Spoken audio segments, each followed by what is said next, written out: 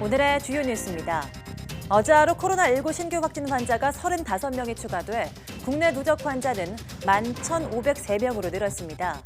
지역 발생자가 30명인데 인천 교회 감염 확산 등에 따른 영향입니다. 사망자는 1명이 늘어서 누적 사망자는 271명이 됐습니다. 수도권을 제외한 전국 어린이집이 석 달여 만에 문을 열고 모레 고1과 중2, 초등학교 3, 4학년을 대상으로 3차 등교 개학이 이루어집니다. 하지만 서울 목동과 여의도 학원가 등에선 확진 환자가 잇따르면서 학부모들의 불안감은 계속되고 있습니다. 마스크 공급이 확대되면서 지난 석 달 동안 유지돼 온 마스크 오부제가 오늘부터 폐지됩니다. 하지만 하루에 석 장 구매 원칙은 그대로 유지되고 18살 이하 초중고 학생과 유치원생은 등교 수업에 대비해 일주일에 5장까지 구매가 허용됩니다. 코로나19 여파로 지난달 수출이 지난해 같은 기간과 비교해 23.7% 줄었고 무역 수지는 한 달 만에 흑자를 회복했습니다. 문 대통령은 오늘 오후 40일 만에 비상경제회의를 주재하고 코로나19 위기 극복을 위한 한국판 뉴딜과 3차 추경안을 최종 점검합니다. 미국의 첫 민간 유인 우주선 크루 드래건이 발사 19시간 만에 국제 우주정거장 도킹에 성공했습니다. 우주 비행사들은 400km 상공에 떠 있는 우주정거장에서 최단 한 달간, 최장 넉 달 동안 머물며 연구 임무를 수행합니다.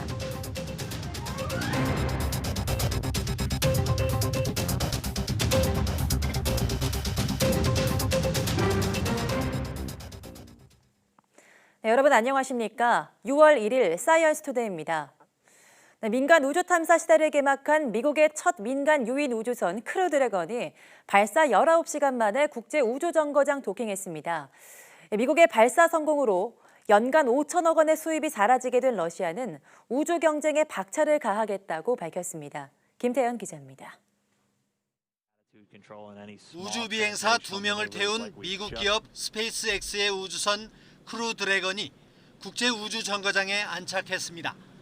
발사 19시간 만에 이루어진 우주 정거장 도킹은 자동으로 매끄럽게 진행됐습니다. 우주 비행 관제팀과 미 항공우주국, 나사의 베테랑 우주 비행사 더글러스 헐리와 로버트 벤케는 도킹 성공을 축하하며 찬사와 덕담을 나눴습니다. On behalf of the SpaceX and NASA partnership, congratulations on a phenomenal accomplishment and welcome to the International Space Station. We appreciate all the good words and everyone thanking us, but it truly was a magnificent effort by the entire team, the SpaceX team, the NASA team. 이들은 400km 상공에 떠 있는 우주 정거장에서 최단 한 달, 최장 넉 달 동안 머물며 연구 임무 등을 수행하게 됩니다. 미국의 유인 우주선 발사는 2011년 아틀란티스 이후 9년 만이며 민간 기업으로는 처음입니다. 테슬라 최고 경영자 일론 머스크가 설립한 스페이스X는 유인 우주선을 발사하며 민간 우주 탐사 시대의 개막을 알렸습니다. 미국은 2011년 자국의 우주 왕복선이 모두 퇴역한 뒤 러시아에 우주인 운송을 맡겨왔습니다. 러시아는 나사가 지급한 비싼 운송료로 해마다 5천억 원을 벌어왔습니다. 러시아 우주 당국은 미국의 발사 성공을 축하하면서도 앞으로 우주 개발 경쟁에서 뒤처지지 않겠다는 입장을 밝혔습니다. YTN 김태현입니다. 스페이스X의 유인 우주선 발사는 우주 상업화 시대를 앞당길 전망입니다. 우주 개발 후발주자인 우리나라도 민간의 우주 개발 참여를 유도하는 등 우주 상업화에 대비해야 한다는 지적입니다. 이성규 기자입니다. 일명 우주택시로 불리는 유인 우주선 발사의 주인공은 나사가 아닌 민간 우주기업 스페이스X입니다. 스페이스X는 발사 로켓인 펠컨 9과 우주선인 크루 드래곤을 제작해 이번 발사를 주도했습니다. 나아가 나사가 발주한 2024년 아르테미스 달 탐사 1세 착륙선 개발에도 입찰했습니다. 또 다른 민간 우주기업인 보잉도 올해 안으로 우주택시 사업화에 돌입할 계획입니다. 과거 나사가 주도했던 미국의 우주 개발의 주도권이 서서히 민간 기업으로 옮겨가면서 상업화도 그만큼 앞당겨질 것으로 보입니다. 우주인을 이제 그 우주 정거장에 보내는 이런 서비스마저도 이제 민간 기업이 이런 상용 서비스로 제공했다는 점에 있다고 볼 수 있고요. 앞으로 이런 트렌드가 미국뿐만 아니라 유럽이라든가 중국, 일본, 러시아 이런 쪽으로 전 세계적으로 점점 일반화될 것으로 예상이 됩니다. 이에 따라 우주개발 후발주자인 우리나라도 우주 상업화 시대에 대비해야 한다는 지적입니다.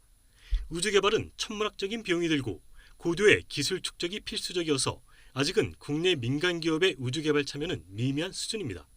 그러니까 민간이 꼭 참여를 해야 되는 게 이제 어떤 대세인 것 같고요. 그냥 민간이 그냥 단순히 그냥 참여를 하는 게 아니라 민간이 참여를 해서 어떤 결실을 맺을 수 있도록 인프라를 구축하는 어떤 전략적인 접근이 필요하지 않을까 이렇게 보고 있습니다. 현실적으로 나사의 2024년 아르테미스 달 탐사 프로젝트에 국제 파트너로 참여해 우주 개발 역량을 축적하는 것이 우선입니다. 또 내년 한국형 발사체 누리호 발사와 내후년 나사와 함께 추진 중인 달 궤도선 발사 등도 당면 과제로 꼽힙니다. YTN 사이언스 이성규입니다. 미국 스페이스X의 첫 민간 유인 우주선이 발사 19시간 만에 국제 우주정거장에 성공적으로 도킹하며 민간 우주 시대를 열었다는 평가를 받고 있습니다. 이번 스페이스X의 유인 우주선 발사 성공의 의미에 대해서 이야기 나눠보겠습니다. 연세대학교 은하진화연구센터 지용배 연구원 나와 있습니다. 네, 안녕하세요. 네, 안녕하세요. 네, 스페이스X의 유인 우주선이 2011년 이후 근 10년 만에 또 미국이 미국 땅에서 미국 로켓으로 우주인을 발사했습니다. 도킹에도 성공을 했는데요. 이번 의미 어떻게 보십니까? 네, 이번 스페이스X의 크루 드래곤 발사는 우리가 두 가지에 초점을 둘 수 있습니다. 네. 우선 미국에서 발사했다는 것, 그리고 민간에서 발사했다는 건데요. 우선 질문 주신 미국에서 발사한 의미를 보면 사실 이전까지 지난 9년 전에 우주왕복선이 은퇴를 하면서 그 이후로 쭉 러시아에서 운영하고 있는 소유주 로켓에 의지해서만 미국의 우주인들이 우주정거장에 날아갈 수밖에 없었는데요. 네. 그러다 보니 다소 외부적으로 굉장히 민감한 국가인 러시아를 상대로 해야 되다 보니까 다소 우주인들을 발사하는 것을 빌미로 해서 약간 외교적인 관계가 좀 불편해지는 상황이 많이 발생하기도 했습니다. 그러다 보니까 또 비용도 많이 들고, 그래서 미국에서는 특히 우주왕복선과 같은 자국의 로켓에 우주인들을 실어서 우주로 다시 올려야 하는 그런 경제적인 필요성도 대두가 되기 시작을 했던 거죠. 그래서 드디어 다시 미국이 우주왕복선 대신 민간의 우주선을 활용해서 우주로 올라갈 수 있는 시대가 개막이 되면서 이제 그런 소원을 이뤘다고 볼 수 있을 것 같습니다. 네, 또 발사하는 모습이나 발사 성공 소식을 접했을 때 저도 가슴이 두근거리던데 이 우주를 연구하는 분으로서 감회가 좀 남달랐을 것 같습니다. 어떠셨어요? 네. 물론 이제 저는 우주로 올라가는 우주인은 아니고 우주를 연구하는 사람이기는 하지만 굉장히 부러운 반, 그리고 굉장히 멋있다는 생각이 많이 들었습니다. 특히 이제 뭔가 민간의 영역으로 우주 개발이 넘어오기 시작을 하면서 저같이 뭔가 직업적으로 우주를 가볼 수 없는 사람들에게도 우주를 한번 여행해 볼 수 있는 그런 여지가 생긴다는 생각이 들어서 굉장히 기대가 됐습니다.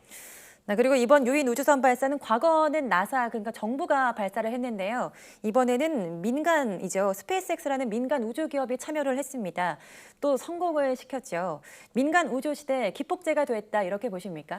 네, 확실히 이전까지는 우리가 우주 개발이라고 하면 어떤 정부 기관 주도로밖에 할 수 없다고 생각을 해왔습니다. 그런데 이번 스페이스X에서 성공한 이번 사례를 통해서 드디어 민간 영역에서도 우주 개발이 충분히 벌어질 수 있다는 것을 우리가 확인을 해왔다고 볼 수 있죠. 특히 민간에서 발사한 유인 탐사의 이번 성공은 그간 사람을 고객으로 상대하지 못했던 민간의 영역에서 드디어 사람을 상대로 우리가 고객으로 입장으로 두고 상대할 수 있다는 것을 우리가 생각을 할 수 있습니다. 네. 따라서 이번 발사를 통해서 보다 더 많은 민간의 영역에서 경쟁적으로 유인 탐사가 시작될 것으로 우리가 기대해 볼 수 있을 것 같습니다. 네, 그런데 이번 스페이스X는 우주정거장에 우주인들을 보냈습니다. 저희 같은 이 민간인들도 먼 미래에는 우주 여행을 할 수 있을까요? 네, 사실 지금 스페이스X에서 계획하고 있는 재미있는 프로젝트 중에 네. 하나가 보도에도 나왔었지만 그 영화 배우 톰 크루즈가 네. 우주에서 우주정거장에 올라가서 영화를 촬영하겠다는 그런 보도가 있었는데요. 이처럼 이제 직업적으로 우주를 연구하는 우주인들뿐만 아니라 영화 촬영이라든지 아니면 더 나아가서 이제 우리와 같은 이런 일반 시민들이 관광 목적으로 우주를 탐사하는 그런 어떤 간단한 여행 정도는 민간의 영역으로 내려올 수 있지 않을까 생각합니다. 물론 이제 비용을 굉장히 절감을 해야 할 거라서 그 부분을 우리가 좀 고려를 해야 하긴 할 겁니다. 미국도 그렇고 러시아도 그렇고 요즘 우주 경쟁 시대죠. 우리나라도 민간 우주 개발에 참여해야 될 것으로 보이는데요. 이 민간의 우주 참여를 활성화할 방안이 있다면 어떤 게 있을까요? 저는 개인적으로 이번 스페이스X의 성공의 뒤에 숨어있는 지난 미국 정부의 큰 변화에 우리가 롤모델을 삼을 필요가 있다고 생각을 네. 하는데요.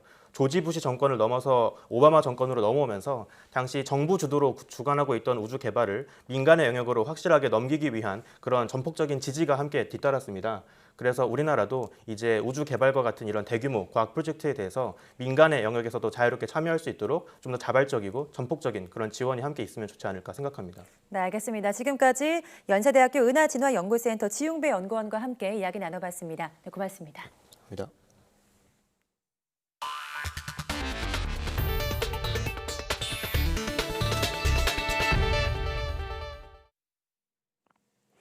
네, 코로나19 관련 소식입니다. 교회 관련 산발적 감염으로 어제 하루 코로나19 확진자가 35명 늘었습니다.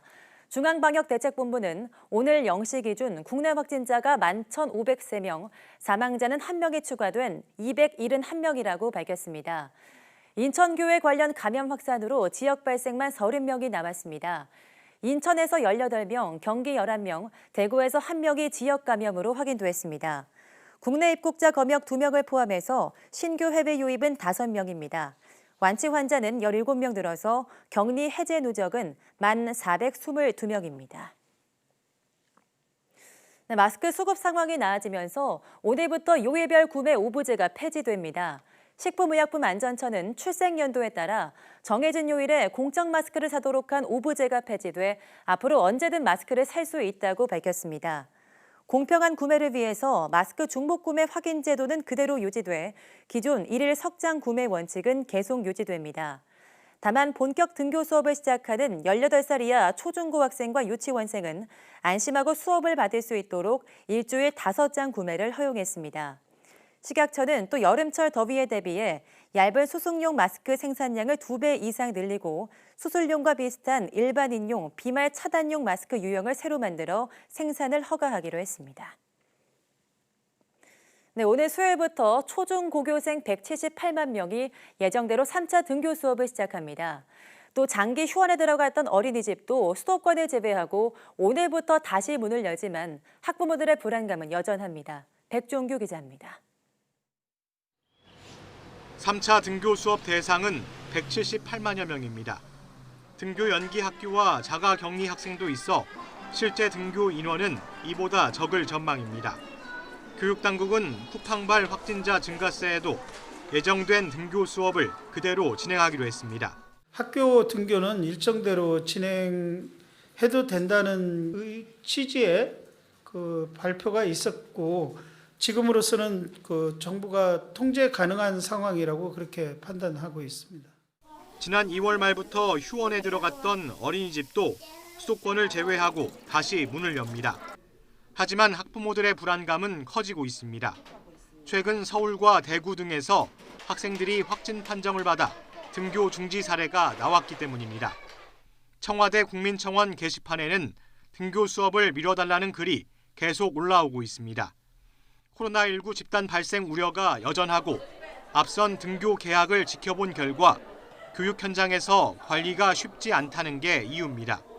불안하지 않을 수가 없죠. 현재 상황에서는 계속 다른 곳에서 발생을 하고 있기 때문에 이게 안정적이라고 생각하는 부모는 한 명도 없을 거라고 생각합니다. 최근 감기나 중증 호흡기 질환 환자가 늘고 있는 것도 불안한 점입니다. 전염성 질환들이 실제로 증가되고 있고 특히 콧물 감기 환자들이 지금 증가하고 있거든요. 이런 것들을 보면은 우리가 현재 상태가 꼭 안정적이다라고 평가하기는 쉽지 않다는 것이죠. 일단 예정된 등교 수업 일정은 그대로 진행될 것으로 보이지만 코로나19 확산세는 안심하기 어려운 상황이라 교육당국의 고민은 깊어지고 있습니다. YTN 백종규입니다. 등교 수업이 시작되면서 정부는 학생들에게 PC방이나 노래방처럼 사람들이 많이 모이는 곳은 가지 말라고 당부하고 있습니다. 과연 학생들은 잘 지키고 있을지 홍민기 기자가 현장을 취재했습니다. 서울 목동에 있는 한 고등학교. 학교 시간이 되자 교문 앞이 학생들로 가득 찹니다. 선생님이 거리 두기를 당부하지만 학교를 빠져나온 학생들은 들은 척 만척입니다. 그렇다면 학교에선 방역 지침이 잘 지켜질까? 쉬는 시간 애들도 목줄 시간에 보는 거니까 애들 좀 쪼들기도 하고 어제 학교를 답사하는데 그런 게 없는 것 같아요. 등교 수업을 마친 학생들 상당수는 무리를 지어 PC방을 갑니다. 이곳은 도심 학원가에 있는 한 PC방입니다. 거리두기 수칙은 잘 지켜지고 있을지 제가 한번 들어가 보겠습니다. 친구끼리 바짝 붙어 게임에 정신이 팔렸습니다. PC방이나 노래방에 가지 말라는 선생님 말씀은 안중에도 없습니다.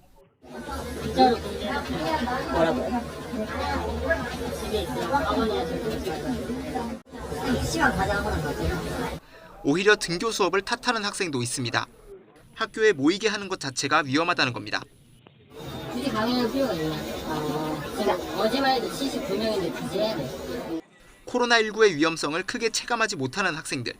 그래서 학부모들은 걱정입니다. 학교 시간에는 꼭 바로 집으로 오고 그렇게 하라고 하는데도 아이들이 일단 뭐 채팅방에서 따로 이제 만나자고 PC방 가자고 따로 약속을 하는데 일단은 부모들 입장에서는 이제 걱정이 되니까는 등교 수업을 계속해야 한다면 방과 후 학생들에 대한 생활 지도가 더욱 엄격할 필요가 있어 보입니다. YTN 홍민기입니다. 오늘부터 시작되는 다중이용시설과 사업장의 전자초립명부 시범사업과 관련해 정부가 개인정보 보호 관리를 강화할 계획입니다. 박능우 중앙재난안전대책본부 1차장은 오늘 중대본 회의를 주재하며 사업장이나 업소에서 출입자를 확인하기 어려웠던 기존 수기명부의 문제점을 보완하되 개인정보 보호에 문제가 없도록 관리할 계획이라고 밝혔습니다. 권역별로 선별진료 긴급지원팀을 운영할 방침도 밝혔는데 현재 지역사회 내 집단 감염 발생으로 일시적으로 수요에 대응하기 어려운 문제가 생기기 때문으로 분석됩니다. 코로나19 여파로 많은 산업이 어려움을 겪고 있습니다. 항공산업도 항공 운항이 중단되면서 여객기 주문이 크게 줄어 어려움을 겪고 있습니다. 박종혁 기자가 보도합니다. 미국 보잉사에서 직접 일감을 받을 정도로 규모가 있는 항공기 부품업체입니다. 주문을 받아 완성했지만 납품하지 못한 항공기 날개가 쌓여 있습니다. 인근에 또 다른 항공 부품 제조업체. 앞마당에 항공기 날개의 뼈대를 만드는 원재료가 가득 쌓여 있습니다. 창고는 이미 꽉 차 둘 곳이 없어서입니다. 공장은 거의 멈춰 종업원들은 휴직에 들어갔습니다. 월 10대 수준을 일을 해야 되는데 지금 월 2대 수준밖에 일이 되지 않고 있습니다. 총 75명 중에서 20명은 휴직 들어가고 한 15명 정도는 연차를 사용하고 있습니다. 경남 사천 지역의 항공기 부품업체는 50여 곳인데 대부분 사정은 비슷합니다. 1분기 매출이 지난해와 비교해 50% 이상 준 곳이 전체 업체의 절반이 넘습니다. 항공기 제조업이 어려움에 빠진 1차적 원인은 코로나19로 항공기 운항이 크게 줄었기 때문입니다. 항공 운항 수요가 줄어 자연히 신규 발주도 줄었고 기존에 발주한 항공기 생산도 중단돼 부품 수출길 역시 막힌 겁니다. 여기에 지난 2년 동안 보잉 B737 맥스 기종의 잇따른 추락도 발목을 잡았습니다. 보잉사의 B737 맥스 항공기가 두 차례 추락하면서 생산 중단으로 큰 타격을 입었습니다. 운항사들은 보잉이나 에어버스에 냈던 항공기 주문을 취소하고 있습니다.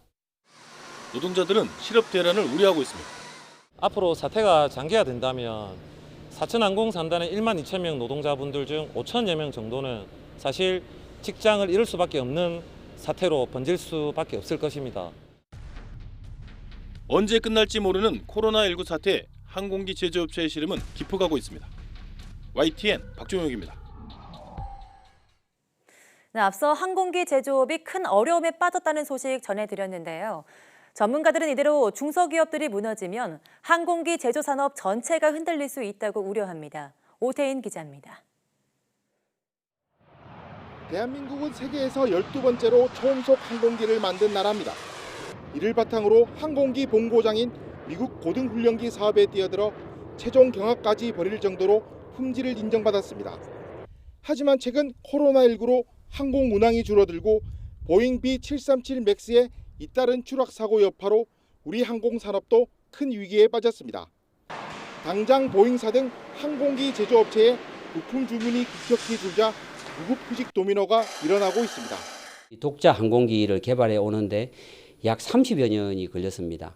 30년 걸린 인력들이 만약에 그분들이 항공사업에서 다시 빠져나가게 된다. 그렇게 되면 우리가 다시 그 인력 시스템을 구축하는데 또 다른 30년을 투자해야 되는 그런 상황이라고 봅니다. 운수업체 사정이 특히 어렵다 보니 업계의 맏형격인 한국항공우주산업 카이가 나섰습니다. 납품 단가를 올려주고 긴급 경영 자금을 지원하기로 했습니다.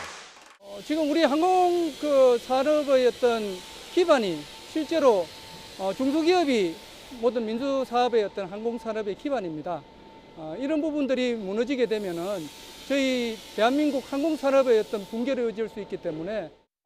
하지만 지금의 위기를 헤쳐나가기에는 카이의 힘만으로는 턱없이 부족합니다. 지역 정치권과 노동계는 정부 지원을 요구하고 있습니다. 항공 제조를 7대 기간 산업에 포함시켜달라는 내용과요. 그리고 우리 사천 진주를 고용 대응 특별지구 그리고 산업 대응 특별지역으로. 위기에 처한 항공 제조업을 살리려면 우선 고용 유지부터 지원해달라는 겁니다. 또 T-50 등 군수 제품 조기 발주와 함께 수리온 등 국산 제품 우선 구매 정책이 절실해 보입니다. YTN OTN입니다. 코로나19 여파로 5월 우리 수출이 또다시 큰 폭으로 줄었지만 무역 수지는 한 달 만에 흑자를 회복했습니다. 산업통상자원부는 지난달 우리 수출이 348억 6천만 달러를 기록해 지난해 같은 기간보다 23.7% 줄었고 수입은 344억 2천만 달러로 21.1% 줄었다고 밝혔습니다. 이에 따라 무역 수지는 4억 4천만 달러로 지난 4월 99개월 만에 적자를 기록한 뒤 다시 흑자로 돌아섰습니다. 산업부는 지난달 우리 수입이 감소했지만 반도체 제조 장비를 포함한 자본재 수입은 9.1% 늘어나 우리 기업들이 정상적인 생산 활동을 하는 것으로 보인다고 설명했습니다. 특히 최대 수출 품목인 반도체는 18개월 만에 총 수출과 일평균 수출이 모두 플러스 전환되는 등 크게 선전했다고 덧붙였습니다. 이와 함께 최대 교역국인 중국으로의 수출 규모가 코로나19 이전 수준으로 돌아왔다며 미국과 EU 등 다른 주요국도 사태가 가라앉으면 수출이 회복될 것으로 전망했습니다. 코로나19 팬데믹 세계적 대유행으로 수출이 줄면서 올해 한국의 무역액 1조 달러 달성이 어려울 것으로 전망됐습니다.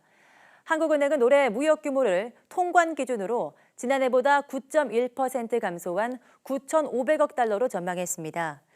한은은 올해 수출 규모가 지난해보다 8.5% 줄어든 4,960억 달러, 수입 규모가 9.8% 감소한 4,540억 달러를 기록할 것으로 봤습니다. 지난해까지 3년 연속 달성한 연간 무역액 1조 달러 기록이 무너질 것으로 예상했습니다. 다만 한은은 한국의 내년 연간 무역액이 다시 1조 달러를 넘을 것으로 전망했습니다. 내년 수출 규모가 5,450억 달러, 수입 규모가 5천억 달러로 총 무역액이 1조 450억 달러가 될 것으로 예상했습니다. 문재인 대통령이 오늘 40일 만에 비상경제회의를 주재하고 코로나19 위기 극복을 위한 한국판 뉴딜과 3차 추경안을 최종 점검합니다. 이번 6차 비상경제회의에서는 소비와 민간 투자 활성화 방안, 해외 공장의 국내 복귀, 즉 기업 리쇼어링 등이 포함된 하반기 경제정책 방향을 확정할 것으로 보입니다. 특히 3차 추경안에 담긴 디지털 인프라 구축과 비대면 산업 육성 방안 등을 한국판 뉴딜 프로젝트의 구체적인 내용도 논의할 전망입니다. 정부는 3차 추경안이 비상경제회의에서 확정되면 국무회의 의결을 거쳐 이번 주 21대 국회의 개원 여부와 관계없이 제출할 계획입니다.